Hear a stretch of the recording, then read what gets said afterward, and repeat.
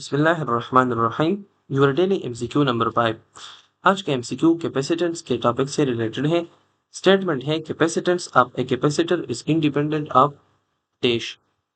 Capacitance के बारे में हमें मालूम है कि एबिलिटी टू स्टोर चार्ज और एनर्जी।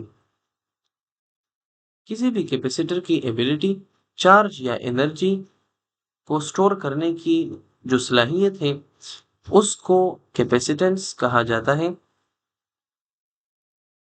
अब ये किस चीज़ से इंडिपेंडेंट है तो एक एग्जाम्पल के ज़रिए आपको समझाने की कोशिश करते हैं। सपोज कीजिए हमारे पास कैपेसिटर के प्लेट्स जो हैं वो एक वोल्टेज सोर्स से कनेक्टेड है बैटरी से। वोल्टेज 3 वोल्ट की बैटरी है। अब वोल्टेज के कनेक्शन के बाद हमारे पास इधर 9 कूलम चार्ज डेवलप हो गया दोनों प्लेट्स पर। अगर मैं आपसे पूछूं कि इस कैपेसिटर की सपोज कर लेते हैं हमारे पास C1 कैपेसिटर है, तो मैं आपसे पूछता हूं कि C1 कैपेसिटर की कैपेसिटेंस कितनी है, तो आप C इस रेशो से फाइंड कर सकते हैं Q और V से। ये फार्मूला आपने पढ़ा हुआ है बुक में, Q is equal to CV। Charge is directly proportional to voltage keeping the capacitance constant.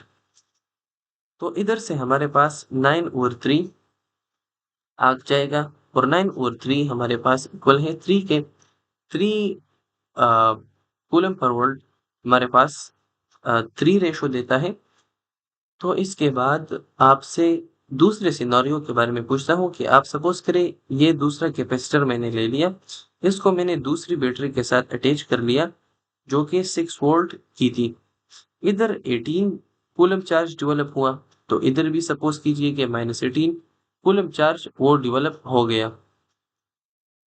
अब इसके बाद बहुत सारे तलबा यही सोचते हैं कि जो C2 है चूंकि इस पर ज़्यादा चार्ज है तो इस वजह से C2 की कैपेसिटेंस C1 से ग्रेटर है, लेकिन वो गलत सोच रहे हैं।